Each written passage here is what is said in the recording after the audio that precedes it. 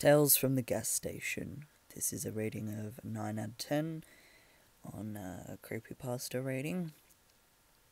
And it looks like this one is going to be a very long read, clocking in at 90 minutes. Part 1. At the edge of our town, there's a shitty gas station that's open 24 hours a day, 7 days a week. If you were to go inside, you'd see row after row of off-brand chips, cookies, potted meats, and ramen. Expiration dates suspiciously missing from canned goods, like they were filed off years ago in some misguided attempt to control inventory turnover. A faded, wet floor sign from way back covering a crack in the foundation by the cooler that has since turned into a porthole. The porthole, a collection point for sticky spill-off, has become a miniature tar pit, collecting countless insects, corpses, and occasional small rodent. Nobody ever complains about the aesthetic.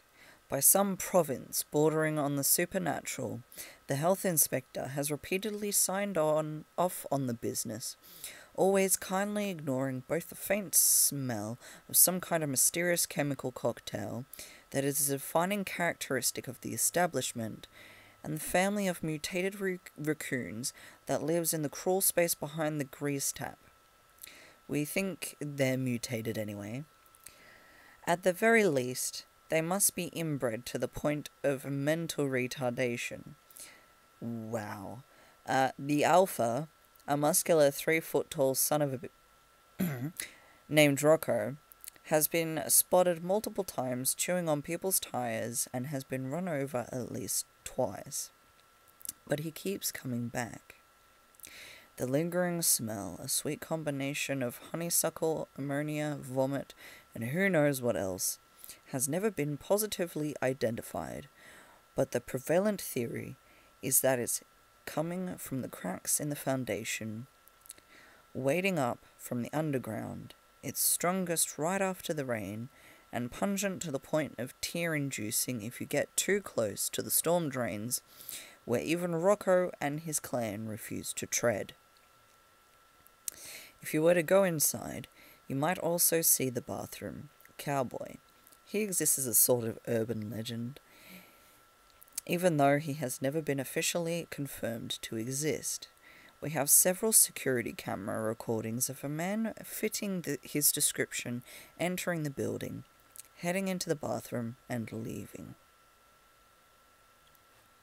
What makes him legendary are the things people claim to see him doing in the bathroom. The stories run the gamut from pretty weird to impossibly bizarre, like the guy last week who went to pee but changed his mind when he saw a man dressed as a cowboy handing out balloon animals, or the next day when another customer stepped into the bathroom to see a man wearing nothing but a cowboy hat, boxers and boots with spurs, sitting on an old-fashioned stone sharpening wheel, literally grinding an axe. When he walked in the bathroom, Cowboy stopped what he was doing, looked up with a smile, and a tip of the hat and said, "Come on, man. Come on with it." By the time he could find an employee to follow him back to the bathroom, the cowboy had vanished, bench grinder and all. The cowboy that may or may not haunt the gas station bathroom appears to follow a code of rules. He only appears when you're alone, he never hurts anyone, and he is always polite. The prevalent opinion about him is that, honestly, he doesn't seem that bad, especially when comparing him to the other things going on in that place. If you go inside, you might instantly get a toothache. It's a strangely common phenomenon that nobody really understands. It should go away on its own after a couple of hours. If you go inside, you will almost definitely see me, sitting behind the counter, because I'm the only full-time employee, and I'm almost always here. You may catch me reading a book because, for some reason, the internet doesn't work way out here, and cell phone service is dicey on good days and non-existent on most. If you need to make a call, You can leave and go up the hill a ways, preferably back towards town, because the other way will take you into the woods, and you don't even want me to go into all the reasons that's not a good idea. Or you can pay me 25 cents a minute and use the store's landline. That arrangement was cooked up by the owners, and I have to actually enforce it because they do check the phone records. I'm sorry. While you're here, don't be offended if I don't strike up a conversation, because, if I'm being completely honest, I don't always know for sure if anyone that comes through those doors is real or not. And if I had to acknowledge everyone in that place that could be an actual person, I would lose my mind. And we don't need any more of that going on around here. I guess the point I'm trying to make is this. Weird things happen to me working at that gas station at the edge of town. I wish I could easily decide what was the weirdest thing to ever happen to me, but I can't. There were so many. I've seen a total of 4 coffins inside the store on 3 different occasions. I've met at least a dozen people wandering back into the town from woods, claiming they had escaped aliens or government conspirators or the like, that they had no money but needed to make a call, and could I please just let them use the phone before they find them again. But rules are rules, and I'm not going to lose my job just because you didn't escape captivity with a little pocket change. Then there was Farmer Brown. Yeah, that's his real name. Who got mad at us and complained about the bulk feed we'd been ordering for him. He insisted something was wrong with the product because all of his animals suddenly had human faces. We settled with him by charging a significant discount on his next couple purchases. He stopped coming in one day, and they found what was left of his body inside a bedroom at his farmhouse that had been locked from the inside. As far as I know, they still haven't figured out what happened. Anyway, I guess I can tell you a story or two, but first I need to get ready for work. Part 2. At the edge of our town, there's a shitty gas station that's open 24 hours a day, 7 days a week, and sometimes longer. If you were to go inside, you'd probably see the tired cashier sitting behind the front desk, doing his best to mind his own business. He's real. You may also see someone else. You may also see something else. If you're curious about the reality of anyone or anything else, including yourself, inside that small, ammonia-scented, flickering, fluorescent collection of off-brand junk food, dirt, 4 walls and roof, may I recommend that you follow the cashier's lead and mind your own business. I've been working in that gas station non-stop since I graduated high school. At this point, I doubt I could quit if I wanted to. But enough about me. Let's get back to the interesting thing, that gas station. I spent a decent amount of time yesterday at the start of my shift trying to decide which story would be worthy of being my first to document to the world. Anytime I tell someone outside the gas station anything about what happened therein, I know what to expect. People don't believe it, or people don't want to believe it. Imagine the difficulty I had trying to call the sheriff's station to explain that half of a pig broke into the store and is currently running amok, breaking things and screaming with the voice of an old woman. Yes, I meant half of a pig. Yes, a pig, the front half. No, this isn't a joke. I'm at the gas station. What do you mean? Which gas station? The shitty one at the edge of town. You must be new. Can I talk to someone else? She finally put me through to Tom. Tom is the sheriff's deputy that drew the short straw for all those years ago and had to come out to the gas station for the first time, back before his hair was all white. He'd been in enough times now that all I have to say when I pick up the line is, "It's half a pig. It won't stop screaming, and I can't catch it." And then he grunts, mutters something about that being pretty frickin' weird, and then drives out to help me catch it. Tom is a good guy. I asked around, but nobody knew where the pig had come from. This was back when Farmer Brown was still alive. and he came down to take a look and provide his expert opinion. According to the farmer, the pig had somehow been chopped down the middle, but miraculously none of the important organs were hit. Nothing supernatural about it, just really unusual.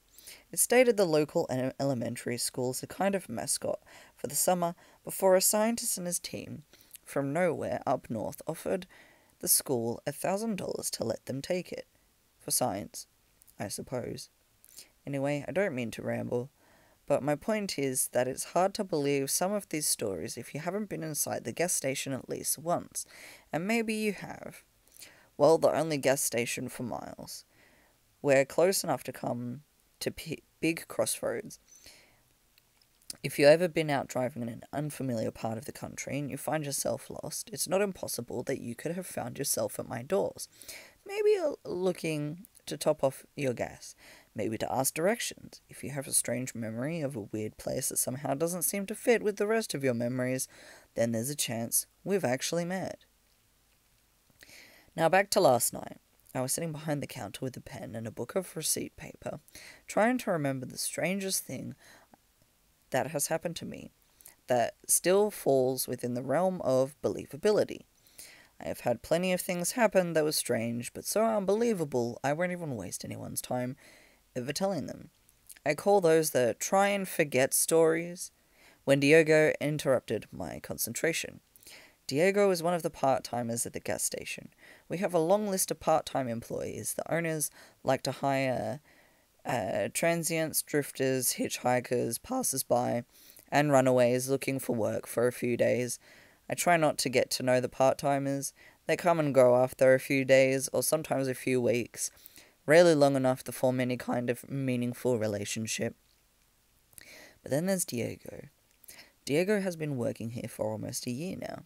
He started as a part of the prison work relief program, unloading trucks twice a week. He was the only one of the 12 prisoners that didn't disappear during the freak snowstorm last December.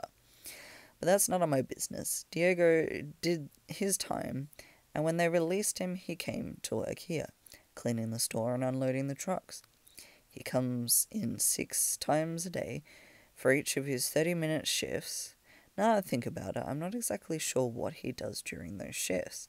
The store is never clean, and trucks only come twice a week, exclusively during the daylight hours as per arrangement following the incident. Maybe one day I'll ask Diego what he does for the owners. All I know is that he's the closest thing to a friend that I have here. When Diego approached me at the register last night, I knew something unusual was going on. He was sweating bullets, pale, and on the verge of passing out. He kept glancing back at the man in the suit that had wandered into the store and was standing next to a frozen drink machine. He told me that he needed to talk now. I told him, go ahead, but he refused to say anything until I followed him into the freezer. I usually hate to leave the front of the store unwatched. We have the occasional shoplifter. Plus, there was that one time Rocco got in and made off with 2 cases of cigarettes, but Diego seemed serious, so I made an exception for him. Once we were in the sub-freezing safety of the walk-in cooler, Diego asked me if I had seen the guy in the suit. I said yes, I saw him. He asked if I knew the guy. I said yes, I'd seen the guy around town. His name was Kiefer. He was running for some kind of office. I can't remember which one. And stopped by the gas station every now and then. He drove an old black SUV that only took premium. I didn't know him much from in town, but he was definitely local. His picture was framed in my high school trophy case for one of those sports competitions we had won years and years before I got there. We only have so many things to be proud of, I suppose. I knew Kiefer, but we weren't exactly acquaintances.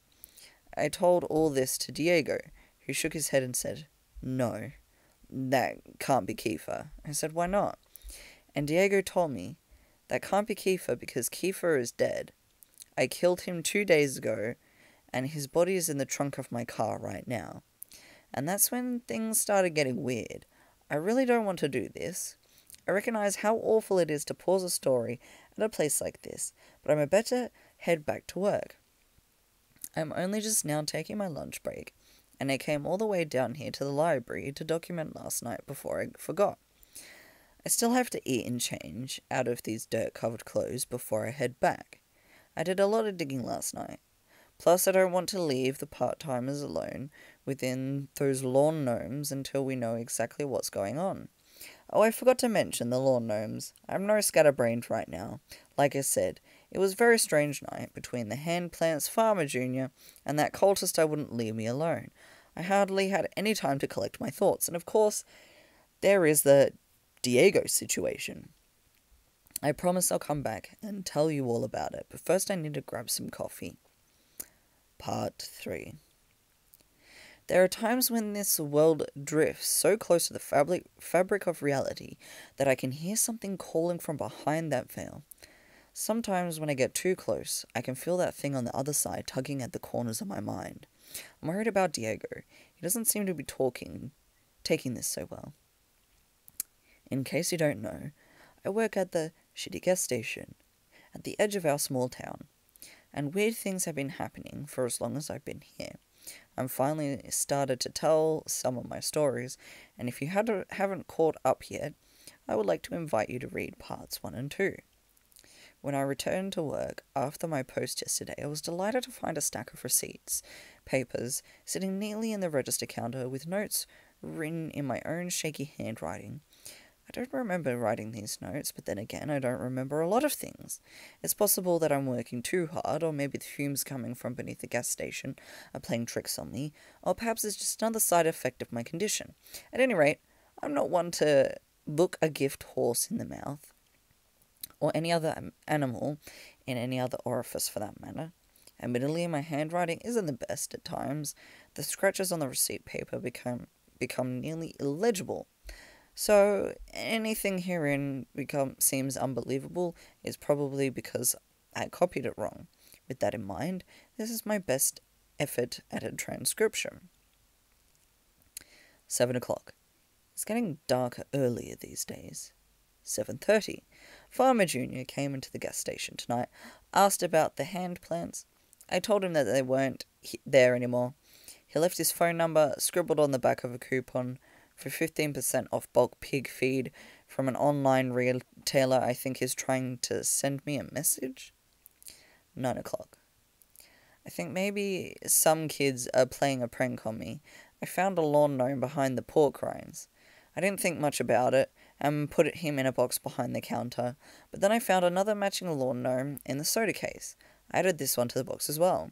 It wasn't until I noticed the third and fourth lawn gnomes that I started to suspect something. I had taken out the garbage and found the gnomes perched atop the branch of a tree next to the dumpster, staring down at me like gargoyles. If I used a chair and a broom to knock them down and I put them in a box over there, when I got back to my desk, I found a note on my chair written in red ink. It says simply, "I'm in the walls." I don't know who wrote it, but the paper smells like oranges and plumeria. 10 o'clock. There is a strange scratching noise coming from the tiles above the cash register. I fear Rocco and his brood may have infiltrated the building again. 11 o'clock. Farmer Jr. called the store. He asked about the hand plants. I assured him that they weren't there anymore, and if they ever showed up again, I would call him. I think he's beginning to suspect that I'm lying. 12 o'clock. One of the cultist recruits wandered in from the community in the woods. They hate it when I call them cultists. I know the recruits aren't supposed to interact with the outside world, but from time to time they will sneak into town, never any further than this gas station, and buy our cigarettes. They aren't supposed to try and recruit new members until they graduate to the honorable senior cultist status, but this isn't a very good cultist. I know they aren't supposed to have names, but I'm going to call this one Marlborough. I'll let you guess why. Marlborough stayed in the store for at least half an hour, trying to convince me to go back to the compound with him. They hate it when I call their home a compound. He tried to appeal to my logical side, but I let him know politely but firmly that I was not interested in logic. I can't remember when he left.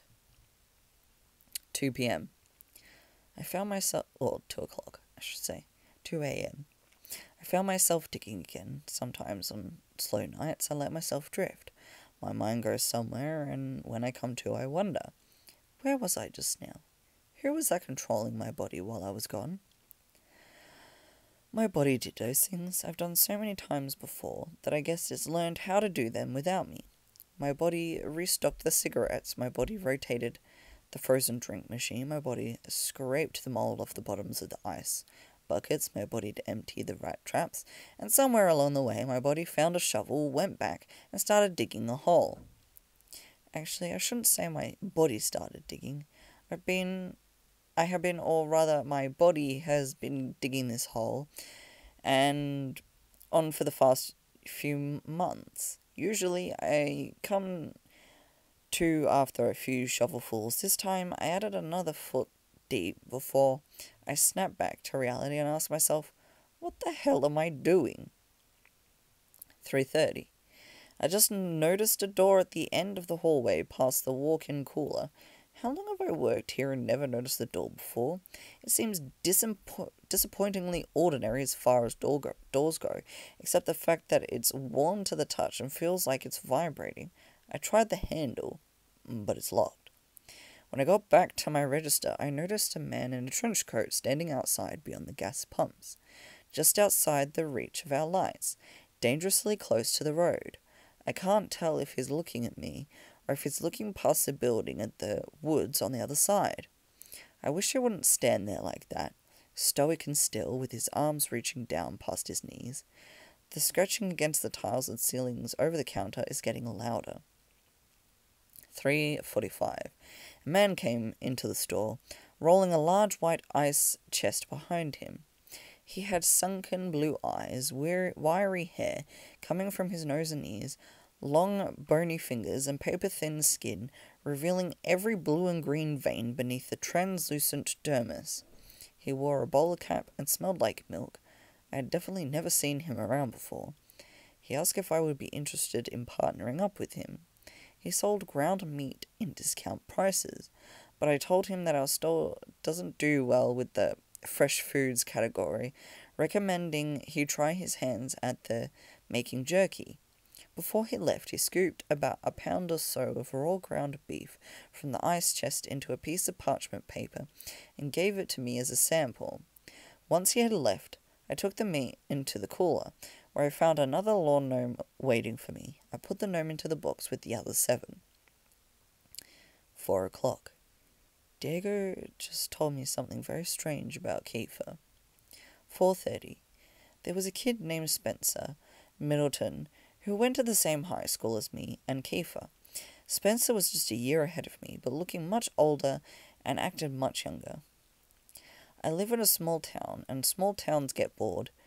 For entertainment, some turn to gossip, some turn more sinister pastimes. The latter often fueled the former. There were rumours about that one Spencer liked to torture and kill animals, rumours that Spencer's parents and siblings always locked their bedroom doors when they went to sleep at night. The rumours didn't slow down after the fire at Spencer's house, when Spencer was the only one to have escaped unscathed. I once saw Spencer gleefully stomp on a lizard, throw his head back, and laugh. Some short time after his house caught fire for the second time, Spencer left town. The story went he had gone off and joined the army. I don't know what to think about that, so I simply didn't think about that. I wouldn't have been perfectly happy to never think about that, but after all these years I'm forced to, because Spencer Middleton just came into the store and ordered a cup of coffee. He's sitting on one of the booths, talking to Kiefer. Marlborough is back. He asked if I could spare him some time to talk about his fake religion. They hate it when I call it a fake religion. I told him he had to leave. He seemed upset. 4:45. Spencer and Kiefer sat around for a while and didn't buy anything but 2 cups of coffee. When they finally left, I let Diego know he had been hiding under a blanket in the walk-in cooler, although I can't really understand why. Diego explained to me exactly what happened. He had just finished his shift a couple of nights ago and left the gas station when he saw Kiefer's SUV pull over in a ditch at the bottom of the hill. Diego, being the good guy he is, decided to check and see if Kiefer needed any help. He says that when he pulled up and got out of the car, he could hear what sounded like a loud crunching noise coming from just beyond the tree line. Diego went to investigate. That's when he saw something. When I asked Diego what he saw, he just started speaking Spanish in a fast, panicked sort of way. I don't speak Spanish, but I nodded along empathetically. The only word I could pick up was Strenga, which is the name of a liquor we carry. Whatever it was that Diego saw, it made him race back to his car as fast as he could and back out quickly without looking, and that's when he ran over Kiefer. Diego was a good guy, but here he was in a bad situation. He stopped long enough to get out, check Kiefer, and confirm he was definitely dead. There was nothing he could do that could change that fact. It was an accident. Diego was on parole. There was that thing in the woods that Diego had to make a decision, so he heaved the body into the trunk of his car and drove off.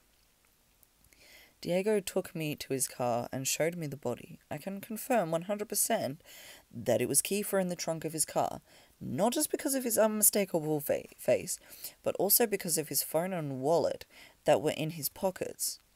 I finally got tired of the scratching and pulled our ladder out of storage to see what the raccoons were doing in the ceiling. But when I pushed back the tile, the only thing up there was another gnome. That makes 1 dozen so far. 6 o'clock. The man in the trench coat is still outside. The cultist came back in, demanding an audience with me, insisting that I would just listen to him. I would see that his reasoning is superb and flawless, and that I would be a fool not to join him in the perfection of logic and nirvana that is his belief structure. I agreed to listen to his pitch if he would agree to ask the man in the trench coat to leave.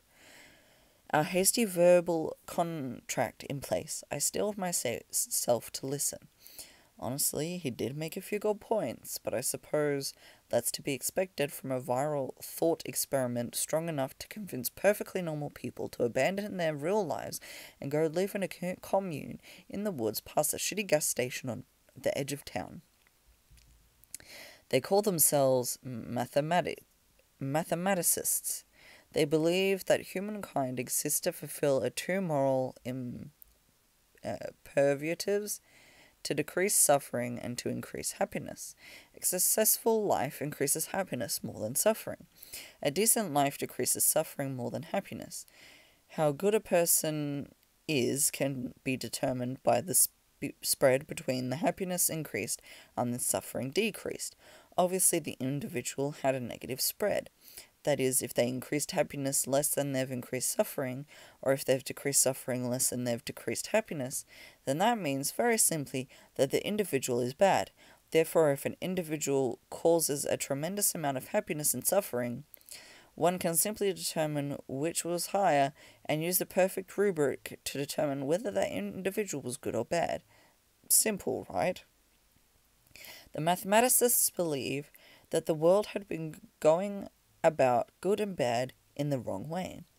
For eons we've been attempting to increase happiness, when instead we should have been focused on decreasing suffering, as happiness is a fluid concept, and the more happiness you create, the harder it is to sustain, as happiness has a clear set of diminishing returns. Suffering, however, is consistent. Suffering results from happiness coming to an end. Suffering is pure and eternal. For a mathematicist to be supremely good, they must simply end all suffering. That is why the mathematicists are working on a bomb to destroy the entire planet. By ending all life on Earth, they end an infinity of suffering into the future. With every life they avert, the entire lineage of people that would be born into the life of suffering will no longer. Every death is primitive mercy killing. Every happy moment that will no longer occur pales to the face of all the sad moments that are likewise prevented. And so, as Marlborough explained, their murder cults believe that killing is kindness. I told him that his ideas were stupid, and he was stupid, and that now he had to go tell the man in the trench coat to go away. 6:30. The phone rang. This is strange for two reasons. First, because it was not the landline, it was a cell phone. Even though we do not get cell phone service way out here. And second, because it was the cell phone, the one that I took off Kiefer's body. I'll admit, I was stuck in a bit of a moral quandary ever since Diego confided in me. On the other hand, Diego had killed someone. On the other, it was an accident, and Diego's parole officer may not see it that way. I thought it would have been more time to figure this out, but when the cell phone started ringing, I knew how to make a decision. I answered it. I didn't speak at first. The voice on the other line was one I recognized. You have something that belongs to my boss. It was Spencer Middleton. His cell phone and his wallet. I answered. What? No. We don't care about that shit. We can buy more phones, we can get more wallets. You know what we want. He was right, I did. It was an accident, I explained. We know. We want to make a deal. You give it back, and we pretend this whole thing didn't happen. Can we do that? Absolutely. 7:30. Diego came in for his shift at 7, and I explained the deal to him. He wasn't thrilled, but as I laid it out very clearly, he didn't have a choice. We parked Diego's Camry behind the gas station, near the growth of hand plants, and made a point to stand far enough away to not get our ankles grabbed. Kiefer's SUV drove up a few minutes later. Spencer was driving. He and Kiefer got out without a word, sized us up, and opened the back of their vehicle. Diego popped in the trunk. Kiefer and I stared at each other, keeping eye contact, the whole time while Diego and Spencer transferred the body from one vehicle to the other. Spencer had a tarp and a blanket ready to wrap everything up. When it was over, Kiefer put a hand on my shoulder and whispered in my ear, "You done good." When they left, Diego started crying. As I went back inside the store, it was almost daytime, and that's when the new part-timer was supposed to take over. 8 o'clock.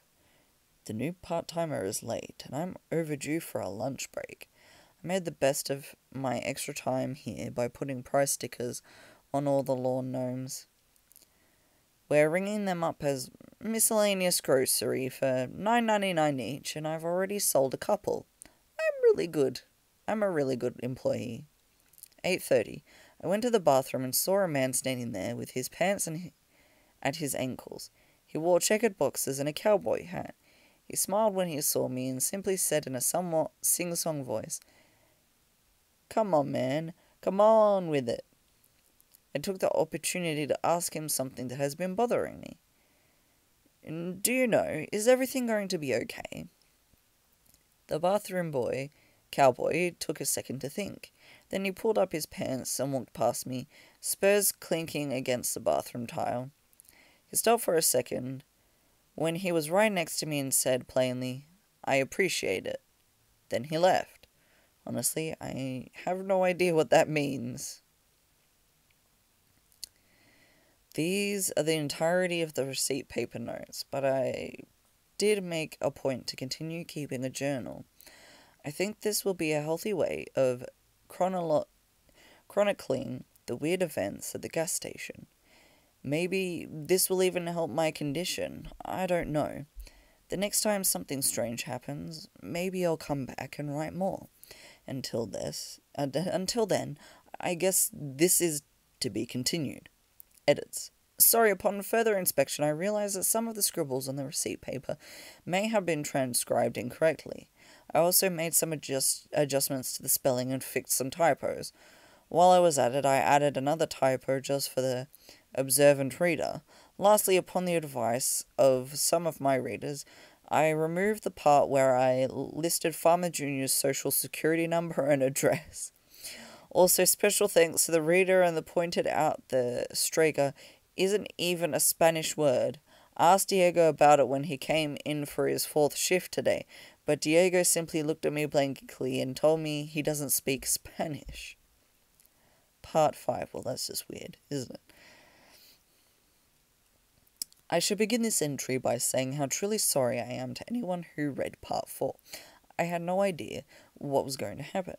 The agents have assured me that every trace of the story has been removed from the internet and that there is nothing to worry about. If you were unfortunate enough to have read Part 4, I beg you, for your own sake, try to forget everything. If you experience nosebleeds, dizziness, migraines, or hallucinations, go immediately to the emergency room. If you have a reoccurring dream of an island made of song, under no circumstances should you approach or attempt to open the blue door with painting of a crow on it. If you did not read Part 4, there was no Part 4. It does not exist. Forget you ever heard of it. Okay. By now you probably already know that there is a shitty gas station at the edge of our small town. But that weird things have been happening there. The city council has personally asked me to stop talking about it, as there have been some astute readers that not only tracked down our small town from the brief descriptions I've given, but actually come and visited me at work. I heard that one of them has joined the mathematicists, and as far as I know, the other two are still missing. Once again, I am sorry. I'm not working right now. It's the first legitimate break I've had since I first started writing my stories on receipt paper all that time ago. Time moves funny here, flowing slowly and fast all at once, like molasses out of a shotgun. It's a good thing I've been keeping a journal. I've got a few moments before my laptop dies, and I think that would be the perfect time to transpose my journal entries before the battery runs out or the blood loss gets me. Right now, it's a race to see what happens first. Before any of you worry, I've already called Tom. He said he's on his way here to give me a ride to the hospital, right after he picks up dinner from the Ledford orphans, John, Ben, and little sister. Tom and the other deputies have been taking turns checking in on and bringing them food in an attempt to make the whole thing less tragic. We've been living on their own ever since the incident that totally did not happen, and anyone who says otherwise is a damned liar. Damned liar. There I go again, off on another tangent. I guess I'll get to it, and type up my journal entries while I still can. 11th of the 2nd, 2017. 9 p.m. So much has happened here since the Halloween incident that we aren't allowed to talk about it. I've been much busier than usual dealing with the aftermath, as well as the cold. The mathematicists have been cleaning out our inventory on the daily basis, planning ahead for some kind of secret event that I can only get to hear about in the hushed mutterings and whispers. Night is coming earlier, and the weather is getting colder. 11th of the 3rd, 2017. 2 a.m. The man in the trench coat is back. He's standing just outside the gas station door, staring in. He's been there for almost an hour now. On the bright side, I haven't had a customer come in since he showed up. On the not-so-bright side, I can't help but feel like he's trying to put thoughts into my head. He won't be able to, though. I've had way too much practice. Kiefer came in early today, before the sun went down, and sat in a booth drinking coffee for a while. Eventually Spencer and Middleton showed up. Spencer had a word with Kiefer, then came storming up to my register, screaming at the top of his lungs. He grabbed the display lotto scratch-offs and threw it across the room. It was obvious that something had upset him. That's when I took the earplugs out. Everything okay? I asked stupidly. I knew damn well everything was never okay. Did you hear a word I just said? Spencer asked. I explained to him that I had taken to wearing earplugs in an effort to drown out the sounds of screaming that periodically radiated through the air vents. I guess the screams must have stopped a while ago, or maybe I had imagined them. Either way, I didn't need the earplugs anymore. At this point, Tom walked into the store. his white hair looking even whiter than normal. Spencer, I could see, became instantly aware of the deputy's presence. "Where is he?" he half whispered, half growled. "Where is the other one?" "Diego?" I asked. Spencer sighed. "Sure, Diego. He is not due for another 20 minutes. When he gets here, tell him we need to have a chat." With that, Spencer Middleton let out a shrill whistle and left the store. Keefler jumped out of his seat and followed close behind. Tom helped me pick up the mess and put the lotto display back together without asking a single question. I wish more people would be like Tom. When Diego got to work, he told me he had been having strange dreams of something enormous living, breathing underground. The dreams always end the same way, with the gas station collapsed in a giant sinkhole. I told him that Spencer was looking for him. That's when Diego grew solemn and asked me if he could show me something. In the freezer behind the stack of boxes labelled non-prior, whatever the hell that means, they've been here as long as I've worked here, there's a moving blanket, and inside that blanket is another Kiefer. My first question for Diego was, "You stole a body back?" He looked at the ground and shook his head sheepishly, like a toddler that I just got busted for cooking meth. "You killed another one?" I asked. Diego explained, "It was an accident again." 3 a.m. The man in the trench coat is finally gone. He left claw marks on the glass of the front door. I checked the security footage to confirm my suspicions. He always stays just outside the range of our cameras. Why can't I remember what his face looked like? 3:30 a.m. Marlborough was the first customer in the store after the man in the trench coat left. I told him that I was surprised he was still alive. He mistook this for a compliment and said thank you. I asked him if he were ready for the big event, but then he just started staring at me blankly. I could tell he had no idea what I was talking about. So I filled him in on how I had put it all together.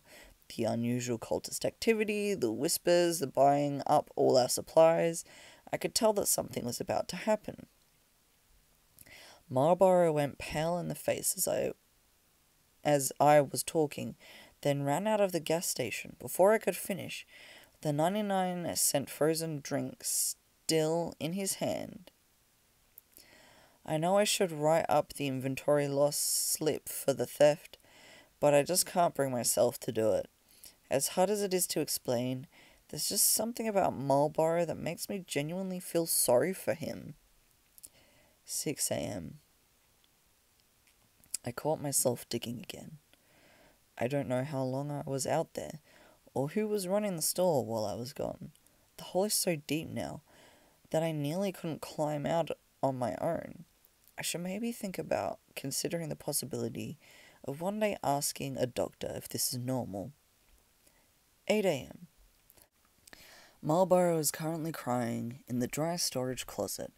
Through his sobs, I could barely make out the story. Marlborough was sent on some kind of vision quest for the last week and has no idea what the other cultists had been stocking up for.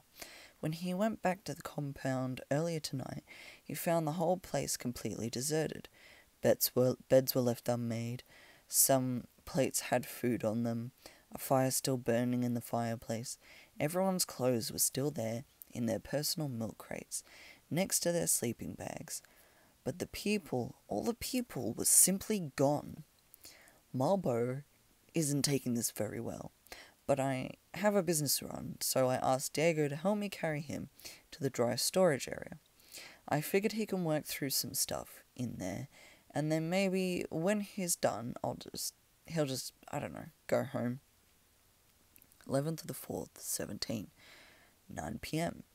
The exterminators just left. They say they got all the snakes this time, but I have my doubts. 11th of the 5th, 2017. 5 p.m. Kiefer came into the store again today. Oh.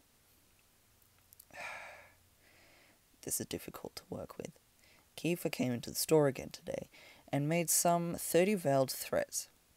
He asked about Diego too, but I told him that I was tired of being the go-between, and that if he had business with Diego, he needed to take it up with Diego. That was when Kiefer started getting weird.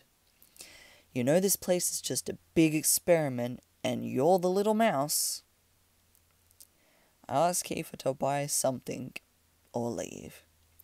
So he bought a pack of toothpaste, then started to undress in the store and rub the toothpaste on his naked body.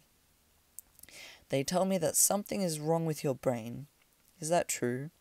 I tried to be polite and avert my eyes as I answered. Yeah. You have some kind of mental condition, I answered again. Yeah. That's too bad. At this point, Kiefer was completely naked. He walked over to the frozen drink machine and filled a large cup with a sugary red concoction before turning it upside down on top of his head. Then he shook himself violently like a wet dog, flinging bits of cold, sticky debris across everything from the ceiling to the walls, some of it even landing on my face, but I tried not to let him see my flinch. I knew this was all just an attempt to intimidate me, and I didn't want to give him the satisfaction. What is it exactly? He asked as he crossed back to where his pile of clothes waited for him. What, I asked. What is your condition? Schizophrenia? Protonoporia? Meningitis? The gay? No, I answered. I don't sleep. You don't sleep? He sounded genuinely interested. Like, ever. I can't fall asleep. I haven't slept a single day since high school. It's a rare genetic condition with no cure and no treatment, and one day it will kill me. But until then, I can handle the effects as best I can. Kiefer nodded. That must be it. That must be why he can't reach you. Why you can't reach me. Right then, Spencer came into the store. He threw a blanket around Kiefer and ushered him out into the waiting SUV. A moment later, he came back into the store and offered me $100 for the security tape from tonight. I wondered what I'll spend my $100 on. 9 p.m. I was beginning to suspect something wasn't quite right in the store. I've been finding empty candy bar wrappers strewn about, security tapes mysteriously deleted, strange noises coming through the walls in the middle of the night when I should be alone, at least more strange noises than usual. At first I assumed it was just the raccoons, but now I know the truth. Now I know the Marlborough has been living here for the last 2 days.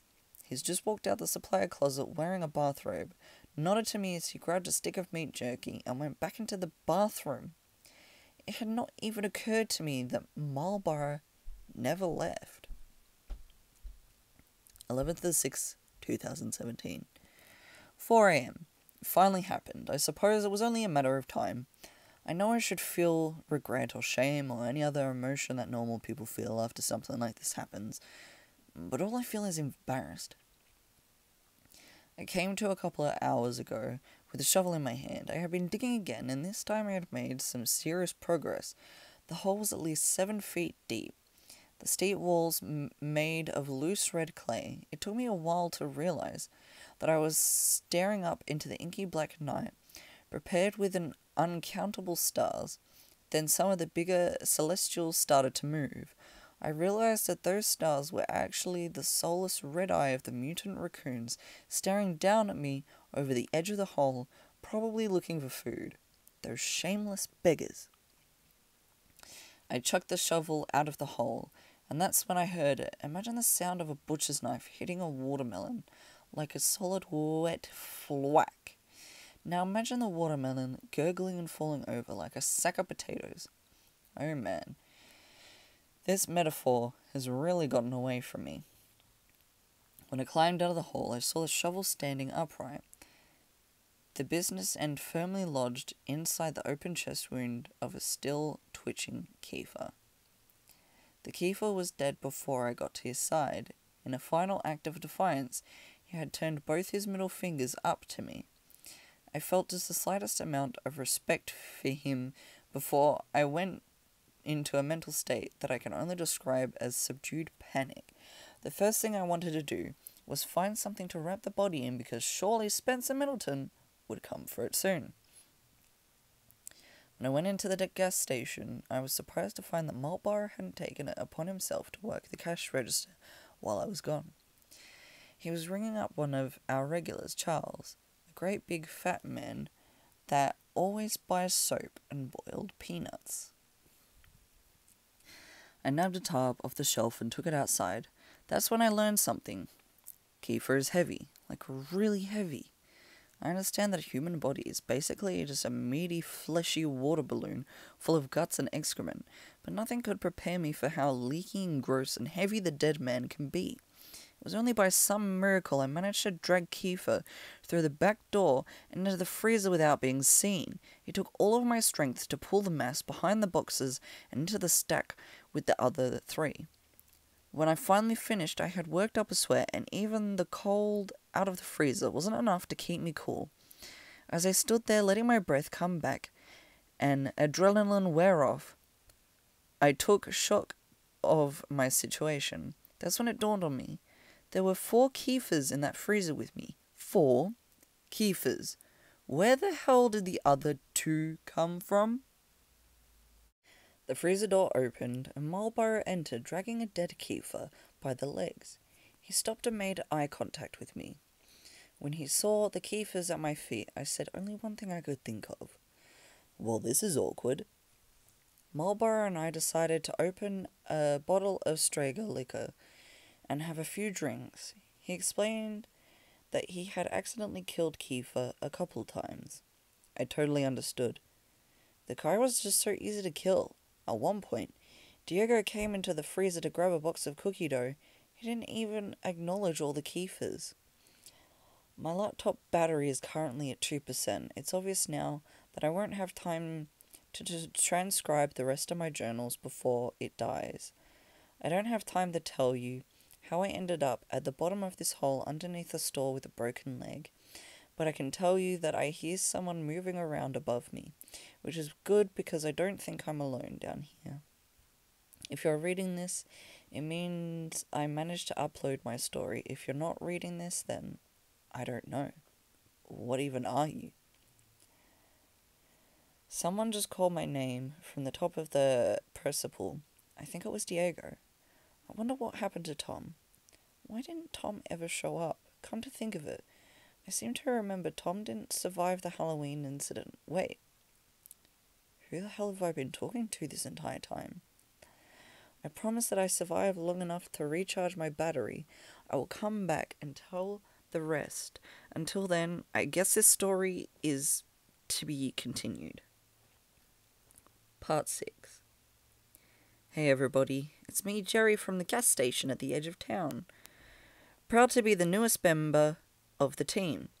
The owners were so impressed by how I managed to stay inside the store for several days without leaving or going insane that they offered me a full-time position, while the regular clerk is out recovering from his leg injury. Happy Mother's Day, y'all! The other guy asked me to do him a small favor while he's getting some much-needed rest and relaxation. He gave me the password to his laptop and detailed instructions to transcribe the journal entries from last week. In exchange, he agreed to keep me on as full-time assistant after he gets back. I get to learn what to expect on the job through first-hand documentation, and he gets to continue with his weird little blog thing. Not that that's what I call that's what I call a win-win. If I'm being honest, it's probably the best thing that could have ever happened to me right now. Ever since the program mysteriously dissolved at the mathematics community, I've been feeling very lost and vulnerable. I've been losing weight and having trouble sleeping, and when I do, I keep having these weird dreams of some enormous being deep below the gas station, waiting to devour us all. Clearly a mistake was made, and I was overlooked. If any of my old brothers and sisters are out there and see this post, please contact me. Tell the seniors they forgot me. I'm not mad. I miss you. I love you. Before I get started, some guys in suits came by and suggested that if this blog were going to continue, that I make a PSA. If there is anybody still alive that read the story about what happened here on Halloween, don't wait for symptoms to start. Please go to the nearest emergency room, call the Center for Disease Control, and tell them that you're experiencing the effects of Rommel syndrome. Anyway, back to the journals. I'm going to do my best because the guy's handwriting is awful. But here's the parts I could read. 11th of the 7th, 2017. 7 p.m. The man in the trench coat was standing out back when I went to take out the garbage tonight. I don't know why the man in the trench coat keeps visiting my store, or why have never gotten a good look at him. He was standing at the tree line just beyond the dumpsters, staring as he ever did. Tonight I stared back. The hinge of his jaw began halfway up his face, where his nose should have been. The edges pulled back on either ear in a skeletal grin. His tiny milky white eyes were beads behind the oily black hairline that hung down straight in bangs, all the way to his cheek jowl. His impossibly wild mouth bisected the head between greasy hair and wet flesh. Drool, I would assume. We stood there, 15 feet apart, staring at one another for what might have been 10 seconds or 10 minutes, until finally the man in the trench coat turned away. His legs bent funny, in a way that human legs shouldn't be able to bend, and he landed on all fours before galloping off into the woods. I don't know if I've seen the last of the man in the trench coat. Holy shit, did you guys read that? This is some crazy shit. Sorry, Jerry, again. I promise I'm not going to do the running commentary thing. Just had to say, Jesus, this is some weird stuff. I mean, I remember him telling me a couple of weeks ago to go outside and talk to a man in a trench coat. Super glad I didn't now. Well, what the hell? Okay, that's it. I'm done. Back to transcriptions. The next page is soaked in blood and completely unreadable, so I'm going to have to skip that part. Hundreds and hundreds of them. She had never seen so many in one place before, not even in her dreams. Before she left, she told me that I would see her again. Was that supposed to be a warning or a flirtation? 3:23 a.m. It's a quieter night than I'm used to. The package from yesterday afternoon still sits in the counter where I left it. The label is made out to me. The return address I don't recognize. The rectangular parcel is wrapped like a Christmas present, with red and yellow stripes, and feels heavy. I would say it's just the right size for a dead cat. I can't think of any realistic reason I should open the package, but there is something in the back of my mind telling me that to open this would be tantamount to opening Pandora's box. That the contents of this little parcel will irrevocably change the course of my life in a way that may have seemed impossible before. I feel like the box is full of butterflies ready to create tsunamis, and I'm just not sure I'm ready for that yet. I think I'm going to teach Marlboro how to clean the drink machines. 3:47 a.m. Marlboro is passed out in the hammock on the supply closet. I think he finished that bottle on his own. I guess I'll go clean the drink machines by myself. 5:45. The hand plants are growing faster than I had anticipated. They are now past the elbows, almost the shoulders. I saw that the crop had caught a curious coyote that got too close. It was not pretty. I almost noticed that Rocco is still alive. I caught him sitting on the roof, tossing food to the crop of hand plants. This is why they're growing so fast. They're eating way too much. If this gets out of control, I may have to torch this crop like the others. I don't want to. It sends shivers down my spine whenever I hear the way they scream. 7:30. Diego came in for his morning shift looking pretty horrible. He filled up on coffee and told me that he hadn't been sleeping too well. The bad dreams had been keeping him from getting a restful night. I wonder if I should tell Diego about my condition. He asked about the gift-wrapped package sitting on the counter.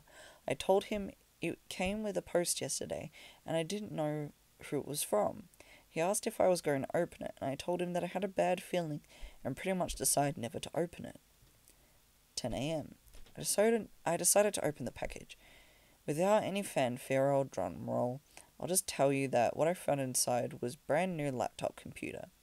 I've never owned my own laptop before, and the only computer that ever belonged to me was a crappy little Tandy 1000 that I put together as a kid. I've always used the library computer lab, or the browser on my phone to access the internet. This could be a game changer. The box also contains a signal repeater and some other gizmos. I know this is crazy, but I think I might actually be able to access the internet from the gas station now. There was a handwritten note at the bottom of the package. Hello. I left a comment on your page. There's something I want to tell you. I'm enjoying reading these stories you're writing, but I think if you actually sit down and write out one story at a time, that you will get a lot more upvotes. It's very good. I'm not saying it's bad, but it right now seems like a lot of half stories thrown together. I think you'll do great. If you actually write on a whole story at a time. I bet you really could get a lot of upvotes and attention. It gets kind of confusing right now. Maybe start with when you got there and work your way up to now. I bet that would be super awesome.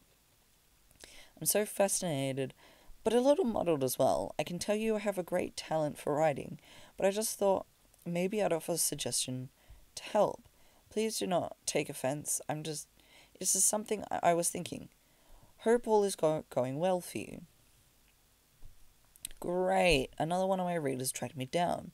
Going to have to figure out how people keep finding me and put a stop to this. Thank you, whomever you are, for the laptop. I'm definitely keeping it. 10:15 a.m.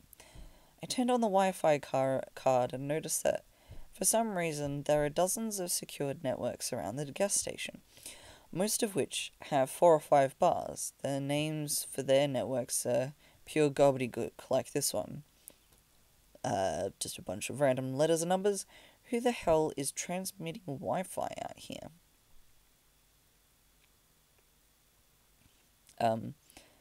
The letters and numbers read 1, E7, G7, C7, TA, 11, GUY, 232331, 324. 11 a.m. Man came into the store to buy a gas can a couple of hours ago. I didn't think much of it at the time, but then he came back in asking if we could help him out with something down the road. I never got his name, but he was a big guy, tan skin and thick beard. He said he was having car problems. I told him I wasn't a car guy, but he insisted he didn't need a car guy, he just needed somebody else to see what he was seeing. Marlborough agreed to watch the counter while Diego and I followed the bearded man down the hill and around the curve, close to the spot where Diego saw the thing in the woods. He couldn't remember what happened that night. After we got everything sorted out with Spencer and things started to go back to normal, I asked Diego what it was that he saw in the woods that sent him running with such careless panic, but he just shook his head and said he didn't know. The mind is a funny thing, and memories aren't the most reliable. I realize that I'm not the only person from the gas station with a list of try and forget stories. The man's car was parked on the side of the road, close to the same spot that Kiefer's SUV was broken down. So, my car started acting funny, the guy said as we neared the vehicle. I began to wonder why he had walked this whole way, when our own vehicle would be quite useful in case of a dead battery or random bear attack. The guy kept going. I pulled over to the side of the road when my electricals all started going haywire. I killed the engine. Then when I tried to turn it over again, nada. I could see at this point that the hood was open. The man was driving a big black SUV similar to the one Kiefer owned, but newer and shinier. I don't see what's so weird about that. You need to call a tow, or the man cut Diego off rudely, I might add. I popped the hood, but everything was in order. I thought maybe it just needed some gas, so I went to the station. Then when I got back, I saw this. We rounded the front of the car and saw this. He was being so vague about. A small oak tree, maybe 4 or 5 years old, was growing up from the ground beneath the car, through the engine, and stretched upwards at least 9 feet. The trunk of the tree had swallowed a decent portion of the engine, and from the looks of the car it had been parked there for years. Interesting, I said. And you're sure this wasn't there when you started driving? Before he could answer, he spun his head around and looked at the forest. You boys hear that? He asked. We stood still and listened, but I couldn't hear anything. No, I answered. Diego shrugged. You boys know what an anglerfish is? The bearded man asked, as he walked to the back door and opened it. Yeah, I guess, I answered. The bearded man pulled a secret compartment from beneath the floorboard and retrieved a large automatic rifle.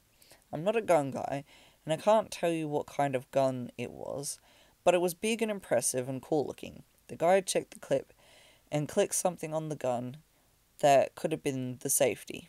Again, I'm not a gun guy, but it sounded super cool. Diego put a hand on my shoulder and slowly backed away from the man with the gun, pulling me with him. But the man didn't seem to mind us one bit. He was focused on whatever he heard in the woods. If I'm right, you boys have an anglerfish in them woods. It's putting something out there to lure me in, making me think I'm hearing something that I'm not. Then when I go looking for one thing, bam, it attacks. Oh, like a siren? I asked. The man looked at me over his shoulder with a smirk and said, yeah, like a siren. You all may want to get out of here. This could get dangerous. Don't worry about me. I've dealt with these things before. I'll be fine. The man pointed his gun and marched into the woods, while Diego and I made our way back to the gas station. 2 p.m. It's time for me to go home. I haven't used the laptop yet, but maybe tomorrow I'll start to type up these journals. 11:08. 6 p.m. It's getting dark so early these days.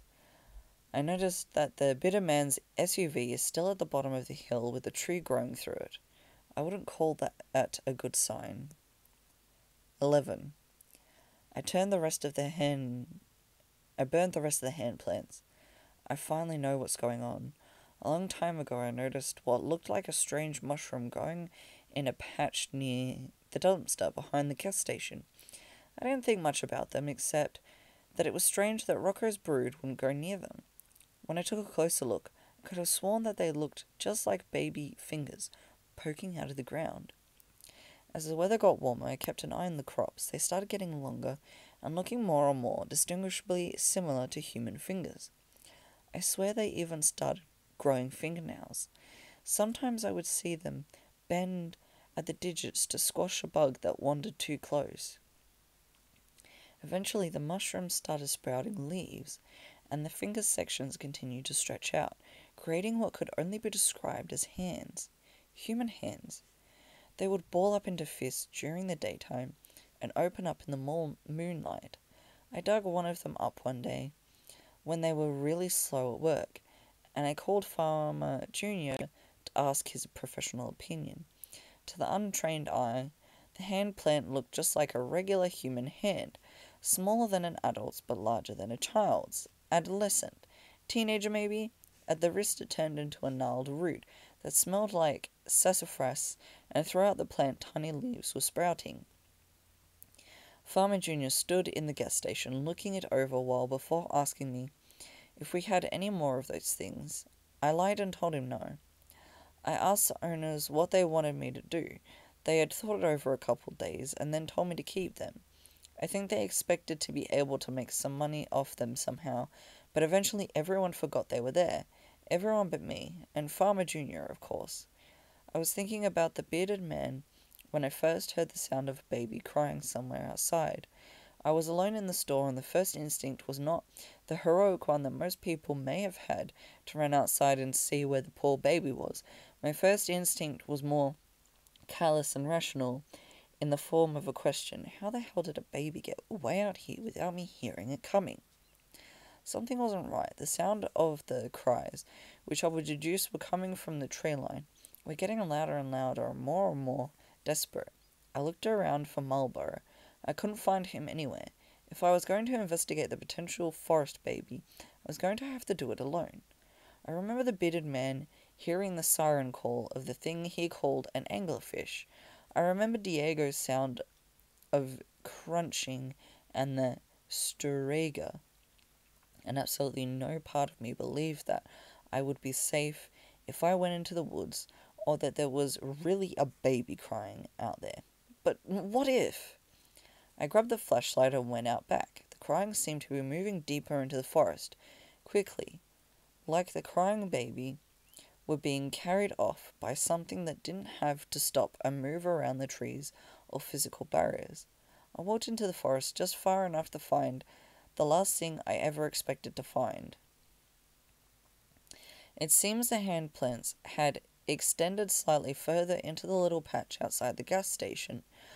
Those plants that I had been watching and burning whenever they got too aggressive were not as controlled as I had previously believed, because out here, just a few steps into the woods, was a hand plant that I had missed, that I had never trimmed or culled or burned, that was left free to grow as large and wild as possibly could. Out here was a hand plant that had grown so large it had fallen over, it had grown past the shoulder, it had grown its own head and torso and crotch and legs. Out here was a full human body, covered in tiny leaves, huddled on the ground and attached to the soil by thick talons of brown roots. And the weirdest part of all, the body was one that I recognized. The body, the fully grown hand plant, was Kiefer. I don't know what possessed me to touch him. Maybe I just wanted to make sure that he was real, as if touching him would prove that one way or the other. When I did, his eyes opened and cracked a smile. He could not move, the roots had him firmly stuck in place, but this Kiefer plant could talk, and talk he did. We stayed out there talking for over an hour. I wouldn't go into everything the Kiefer plant said, but I will say this: there is something under the gas station, something big and powerful, something plotting. I've been working for years in a cloud of this dark god's farts. I felt extra terrible setting the fully developed Kiefer plant on fire after I burned the rest of the crop of hand plants. But honestly, well, what choice did I have? When I got back to the gas station, Spencer was waiting for me. He knew I knew. And I knew he knew I knew. I was halfway expecting what came next, but not expecting him to enjoy himself quite so much. Spencer locked the front doors, then proceeded to beat the crap out of me. I'd like to say I got a few good hits in as well, but that would be a huge lie. I don't think I laid a single finger on him, although I did mess his knuckles up pretty good with my face, so I have that going for me. Spencer dragged me across the gas station to the hallway, past the bathrooms, past the walk-in cooler, to that big strange door that I had only just noticed a couple weeks ago. If it were possible for me to pass out, I'm sure I would be unconscious right now. "Why are you doing this?" I asked, as he banged on the door 3 times. There was a sound from the other side when Spencer yelled, "Open up, it's me!" The door cracked open and Spencer dragged me into a room I had never seen before. It looked like an old office. There was a desk next to the wall of monitors with security feeds from all over the store and the Premiere. Security feeds from the cameras I never knew existed. In the middle of the room was a small hole that looked like it had been created with a team of jackhammers. "It's time for you to meet my boss," Spencer said, as he dragged me to the edge of the hole. "Kiefer," I said, to which Spencer let out a hearty laugh. "No, not Kiefer. My boss put Kiefer out there and hired me to watch him. My boss is much bigger than some idiot politician." I half expected Spencer to go into the cliche movie villain exposition rant, but instead he spotted me into a hole. I think my leg is broken, at least I assume that's what the bone poking out means, but hey, I'm no doctor. I would be really worried right now if it weren't for the fact that I stole Spencer's cell phone in the scuffle, just as I expected. Spencer has the same network as Kiefer, which means he somehow has service. I put in a call to Tom's direct number, so I'm sure he'll be along shortly. Until he gets here, I'm just passing the time updating my journals. Somebody just dropped the laptop in this hole with me. Maybe it was Spencer. Maybe he thinks I'm dead. Maybe I am. Again, I'm not a doctor. Whatever it was, I think I might have heard the sound of a boot spurs clicking against the tile as he walked away. I guess I'll boot this thing up and start transcribing my journal before it's too late. Okay, this is the last of his journals. You're probably wondering to yourself, where was Jerry while Spencer was beating the crap out of the poor old Jack? Well, I had gone to town to see a movie. Yes, I went and watched Thor Ragnarok. If you haven't seen it, go see it. It was awesome. I guess I'm lucky I went when I did. Otherwise, this Spencer guy might have tossed me into that hole as well. I was the one that found Jack. When I came back to the gas station, I couldn't find anyone anywhere. So I went searching until I noticed that the door at the edge of the hall cracked open slightly. I also found a really poorly made bomb behind the register, but it didn't take long to disassemble. You can thank the mandatory bomb building classes of the mathematics program for that. No big deal, just me being my typical heroic self. I asked Diego to help me haul Jack out of the hole, and then Diego moved him to an undisclosed location for a few days while his leg mends. When he gets back, I'll let him have his laptop to continue his little blog thing. Until then, it's just me, Diego, and the raccoons. How does Jack usually end these things? Oh yeah, to be continued? Edit. I just caught myself digging. Part 7. Recovering from an injury sucks. Recovering from an injury when you can't fall asleep sucks worse. Recovering from an injury when you can't fall asleep while simultaneously being hunted by a sociopathic lackey of a dark god with personal vendetta against you sucks even worse. But what sucks even more worse is having to do all of the above and still being called into work because, as the owners put it, the new guy is complete and total moron with willful and malice idiocy that borders on the criminal. And so I am here against the doctor's advice and the shitty gas station at the edge of town, only a little worse for wear. That's really incredible is I've only been back for 1 day and there's already a body count. More on that later. My right leg is in a cast from ankle to thigh, and I've elected to use crutches because unsurprisingly the gas station is not wheelchair accessible. The cast has several signatures and messages, which is very strange because I have no memory of anyone signing it, but that could just be a result of the pain meds. Looking down now, I can see that Diego scrawled this message. Try and stay out of trouble, D. There's also a message written in Crow. Jerry was here. A few signatures scribbled in Sharpie, and a little further up my leg, I have to pull my pants way up to read this note. R, lowercase t, capital R, capital A, lowercase t, uppercase C. Well, that's annoyingly cryptic. I would check the tape logs to see who I get so close to my delicate area, but the owners had every camera in the place removed. I guess there was something about finding that secret room full of security cameras feeds to bring personal privacy into public discussion. I feel like the act of removing all the security cameras was a bit of an overreaction, especially with Spencer still out there. The police took a statement and confiscated the remains of the bomb. They're taking this whole thing very seriously, and an arrest warrant is out for Spencer Middleton, should he ever show up again. As for Kiefer, things get a little more interesting. The police were unable to find any evidence that he ever even existed. He had no property in his name, no driver's license, no public record of any kind. The only thing linking him to this town was a grainy picture and an old yearbook photo. It seemed that Kiefer was living off the grid ever since he graduated high school. And now that Spencer's attempt to blow up the gas station failed, Kiefer has suspended his election campaign and simply disappeared.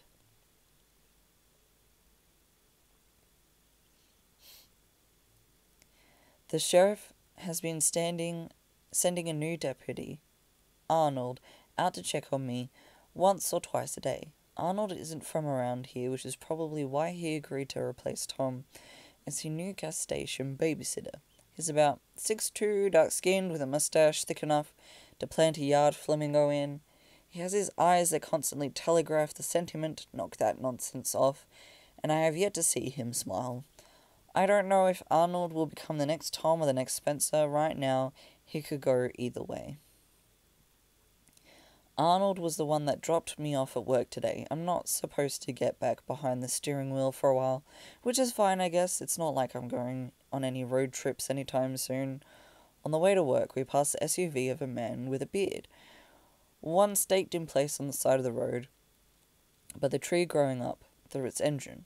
I asked Arnold about it, but he just shrugged it off, and said I shouldn't worry myself with other people's business. I asked him about the owner of the vehicle, and Arnold said that they think he got lost in the woods, just like those hikers last fall. A search and rescue effort was underway, and he was confident that they would find him, one way or the other.